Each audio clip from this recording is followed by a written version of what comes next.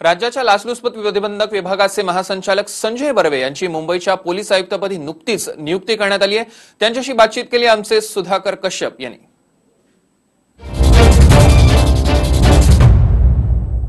मुंबईच्या पोलीस आयुक्तपदी संजय बर्वे साहेब यांची नियुक्ती झालेली आहे। एक धडाकेबाज अधिकारी म्हणून ते ओळखले जातात। मुंबईमध्ये अनेक वर्षे वेगवेगळ्या विभागात त्यांनी काम केले। मुंबईचा प्रचंड अनुभव असलेले हे अधिकारी आहेत। मुंबईच्या पोलीस आयुक्तपदाची जबाबदारी त्यांच्या आज सोपवण्यात आलेली आहे। आज त्यांनी चार्ज घेतलेला आहे। आपल्यासोबत बर्वे सर आहेत। आपण त्यांच्याकडून जाणून घ्यावे की काय आव्हानं आहेत, एकूण देशातील बदलती परिस्थिती, मुंबईतली कायदा सुव्यवस्था आणि एवढं प्रचंड मुंबई पोलीस दलासाठी त्यांच्याकडे काय सगळ्या योजना आहेत। सर, देशामध्ये एकूणच वातावरण सगळं बदललेलं आहे। युद्धजन्य परिस्थितीसारखी परिस्थिती निर्माण झालेली आहे। या सगळ्या पार्श्वभूमीवरती मुंबईमध्ये काय आव्हान आहे असं तुम्हाला वाटतं? मुंबई शहर हे खरं तर देशाची एक प्रतिकृती आहे। देशातल्या सगळ्या राज्यातले, सगळ्या केंद्रशासित प्रदेशातले लोक इथे राहतात। सगळ्या प्रकारचे व्यवसाय इथे होतात। देशाचा फायनान्शियल हब किंवा आर्थिक राजधानी ज्याला म्हणता येईल अशी ही जागा आहे। याची सुरक्षितता ही राज्याच्या आणि देशाच्या प्रगतीसाठी देखील तेवढीच गरजेची आहे। तर पहिली प्रायोरिटी म्हणजे मुंबईची सुरक्षितता राखणं। त्यातला अनेक प्रकार आहेत। आता सध्या तुम्ही उल्लेख केलात सध्याच्या तणावग्रस्त परिस्थितीचा। त्यासाठी जी आवश्यक कारवाई आहे नागरिकांच्या सुरक्षिततेची ती तर निश्चितच केली जाईल। आणि यासाठी एक आवश्यक तो अलर्टनेस जो लागतो समाजात, नागरिकात आणि पोलिसात, तो कसा मेंटेन करायचा, तो कसा लोकांपर्यंत पोहोचवायचा की ज्यायोगे कुठलाही घातपात होणार नाही, ही सगळ्यात महत्त्वाची बाब। अफवा नाही पसरल्या पाहिजेत, त्यासाठीची कारवाई करणं आवश्यक असतं। आणि समाजामध्ये एक प्रकारची सुरक्षिततेची भावना की मुंबई पोलीस आपल्या सुरक्षिततेसाठी आहेत, ही भावना जोपासणं महत्त्वाचं आहे। आणि त्यासाठी मुंबई पोलीस सदैव दक्ष राहील। सर, एकूणच ह्या सगळ्या परिस्थिती जी निर्माण झालेली आहे, ह्या सगळ्या पार्श्वभूमीवरती मुंबई टार्गेटवर असू शकते का? तुम्ही काय सांगाल? तुम्ही ज्या परिस्थितीचा उल्लेख करताय ते स्थानिक कारणं नाहीत आणि ही कारणं स्थानिकरित्या कोणाच्या आवाक्यातली पण नाहीत। त्यामुळे त्याबद्दल मी जास्त भाष्य करणार नाही। परंतु आजपर्यंत आपण पाहिलं की कधीही टेन्शन्स झाले तर मुंबई नेहमी टार्गेटवर असते, कारण की देशातली सगळ्यात महत्त्वाची जागा आहे, आर्थिक राजधानी आहे। त्यामुळे हा अनुभव लक्षात घेता मुंबईची सुरक्षितता राखणं याला प्राधान्य असायला पाहिजे आणि त्याला ते आम्ही देत आहोत। सर, तुम्ही राज्य गुप्तवार्ता विभागाचे कमिशनर होता, त्याच्यामुळे नक्की काय धोके आहेत आणि कुठून आहेत ते, कसे धोके आहेत, ह्याचा पूर्ण तुम्हाला अभ्यास आहे, तुम्हाला माहिती आहे। याच्याबद्दल काय सांगाल? ह्या सगळ्या मुंबई हे एक मेट्रोपॉलिटन शहर, भारत नेशन स्टेट, सगळ्यात महत्त्वाचं शहर। आणि त्यासाठी तुम्ही जो प्रश्न विचारलात की कशा प्रकारचे धोके एखाद्या शहराला असू शकतात, विषय हा फार वेगळा आहे आणि मोठा आहे। त्यामुळे खरोखर या विषयावरती हे धोके कुठले असतात, जास्ती करून धोके घातपाताच्या संबंधातले असतात। घातपात, इनोसेंट नागरिकांवरती हमला होणं, पूर्वी हे झालेत मुंबई शहरामध्ये। तर हे कसे टाळता येतील यासाठीच्या वेगवेगळ्या योजना असतात। एका योजनेने हे साध्य होत नाही।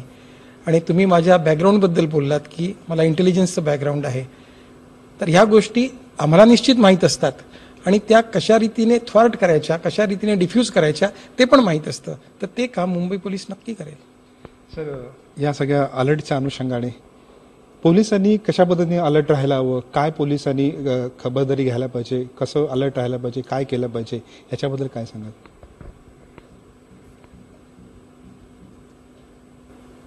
चौफेर नजर, जी गोष्ट ज्या ठिकाणी नसायला पाहिजे ती तिथे असणं, याकडे बारकाईने लक्ष। आणि आमच्या ज्या ड्रिल्स असतात किंवा SOPs असतात त्यानुसार कारवाई। त्या ड्रिल्स आणि SOPs मी इथे नाही सांगणार, परंतु त्यानुसार जर कारवाई पूर्ण केली, क्राउडेड प्लेसेसवरती आम्ही लक्ष ठेवतो आणि अशा ठिकाणच्या या कारवाया जर केल्या तर मुंबई निश्चितच सुरक्षित राहते। काय सूचना केल्यात का तुम्ही त्यांना? त्या सूचना मी पोलिसांना करेन, त्या सूचना चॅनेलवरतून नाही सांगता येणार।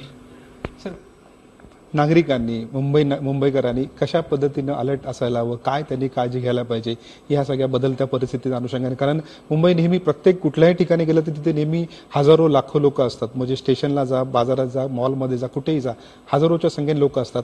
ह्या वेळी काय नागरिकांनी काळजी घ्यायला पाहिजे? मुंबई हे एक व्हायब्रंट शहर आहे, दिवस रात्र चालणारी मुंबई, आणि ती तशीच चालत राहायला पाहिजे. नागरिकांनी काळजी फक्त एवढीच घ्यायची आहे की कुठलीही गोष्ट अयोग्य दिसली, संशयास्पद दिसली तर त्याची माहिती पोलिसांना द्यायची आहे. कुठल्याही रूमर्सवर विश्वास ठेवायचा नाही आहे, रूमर्स पसरवायच्या नाही आहेत. सोशल मीडियावर आलेले मेसेजेस किंवा कुठलीही माहिती व्हेरीफाय केल्याशिवाय फॉरवर्ड करायची नाही आहे.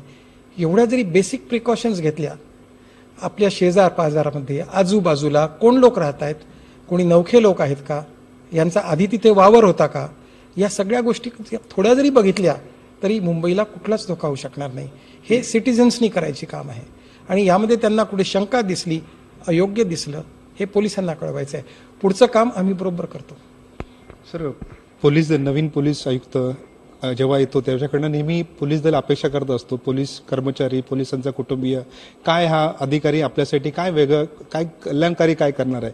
तुम्ही जॉईंट CP ॲडमिन होता, HQ1 तुम्ही पण होता, त्यामुळे तुम्हाला ह्या प्रशासनाचं देखील सर्व काय प्रश्न आहेत कर्मचाऱ्यांचे हे देखील तुम्हाला सगळं चांगल्या प्रकारे माहिती आहे. काय तुम्ही पोलिसांच्या चांगल्या योजनेबद्दल विचार केलाय?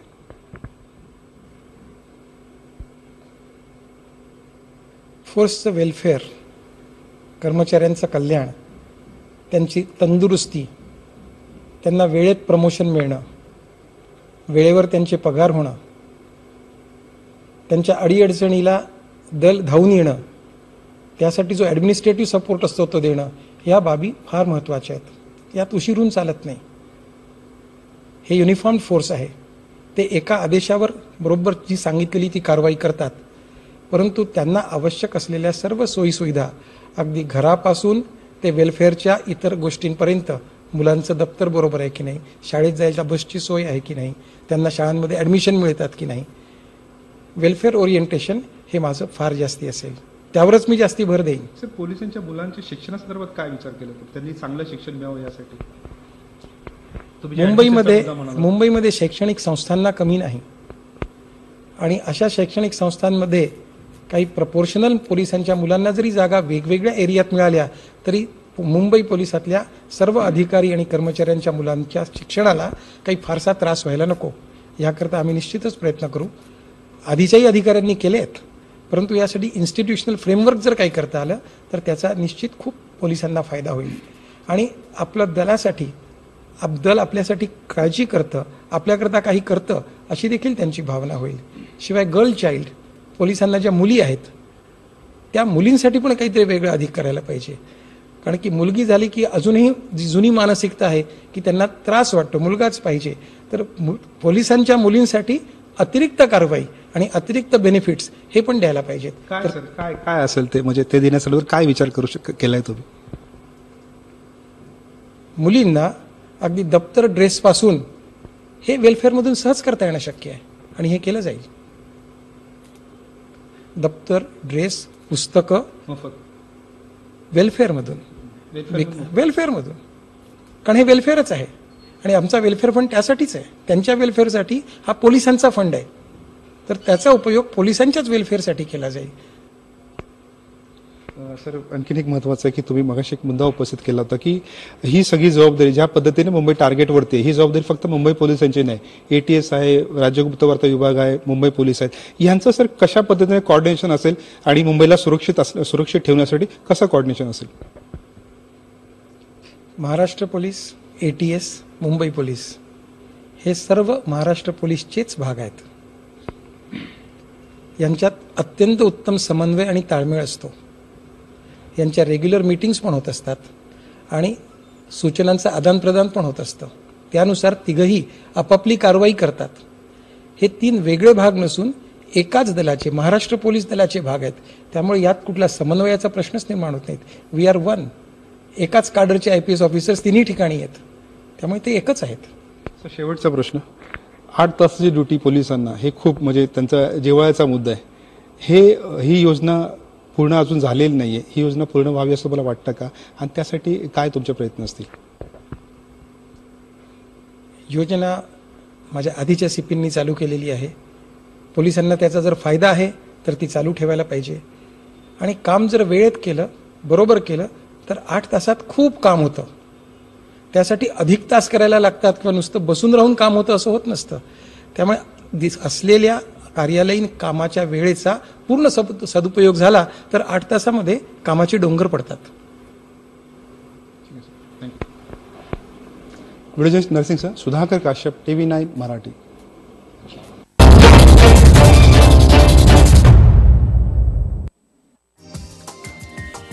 हा व्हिडिओ तुम्हाला आवडला असेल तर असे आणखी व्हिडिओ पाहण्यासाठी TV9चं YouTube चॅनल सबस्क्राईब करा, बेल बटण दाबा. ताज्या घडामोडींसाठी लॉग ऑन करा tv9marathi.com.